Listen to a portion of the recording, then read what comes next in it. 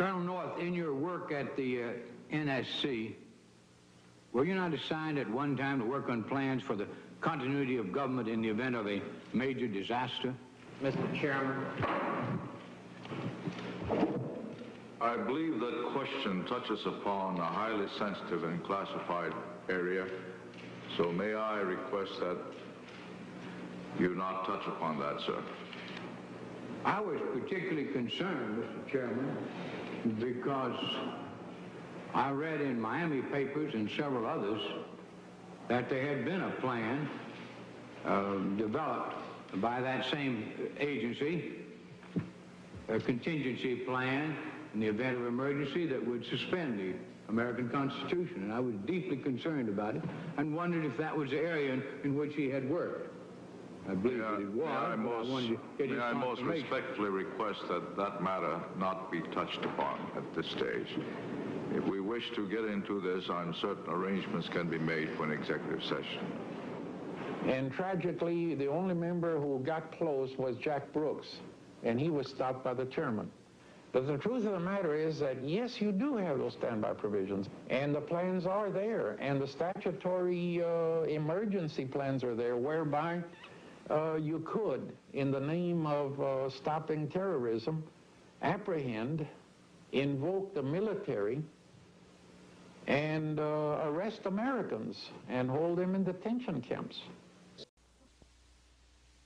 The FEMA plans to imprison American citizens have generated a lot of interest around the country in locating the potential prison camps throughout the country.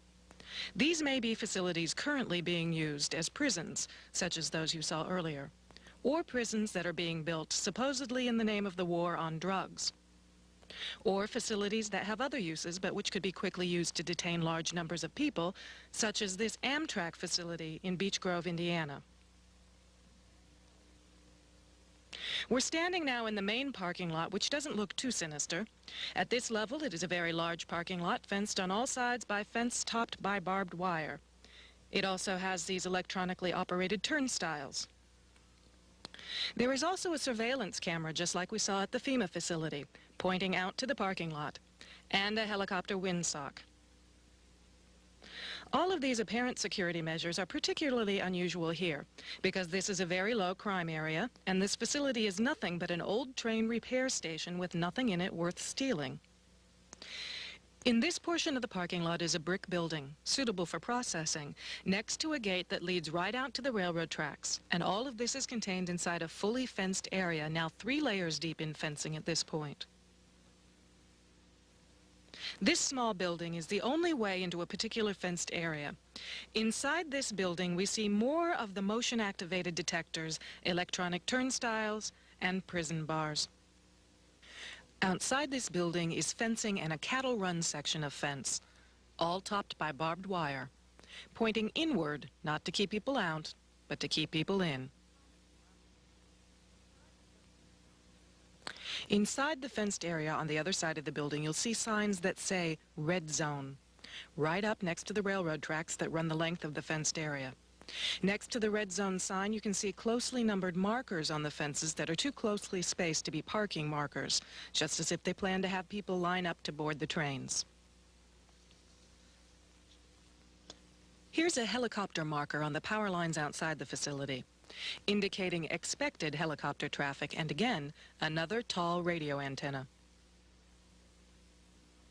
Looking around, you can get an idea of how huge this place is and how many people it could contain in its fenced-in area. In yet another fenced area, we see a large warehouse building at the end, with the electronic turnstiles in front of it. The building is one that has a new concrete floor, and its doors and windows have all been blocked. Outside, there are new gas pipes. The gas lines and gas pipes at the facility run the length of the buildings and come out at some very, very large, brand new furnaces that have been installed at the buildings throughout the facility. Inside the facility, we found large fenced-in areas next to the railroad tracks marked Green Zone and Blue Zone, suitable for holding a lot of people. This tower, overlooking the entire facility at one end of the facility along the railroad tracks, also has a radio antenna on it with a ladder up inside of it. It would make an excellent watchtower. Senator Lugar of Indiana recently obtained more federal funding to renovate this facility, which is supposedly only for the repair of broken trains and where most of the buildings on the property haven't been used for years. It certainly appears they are expecting more than just broken trains.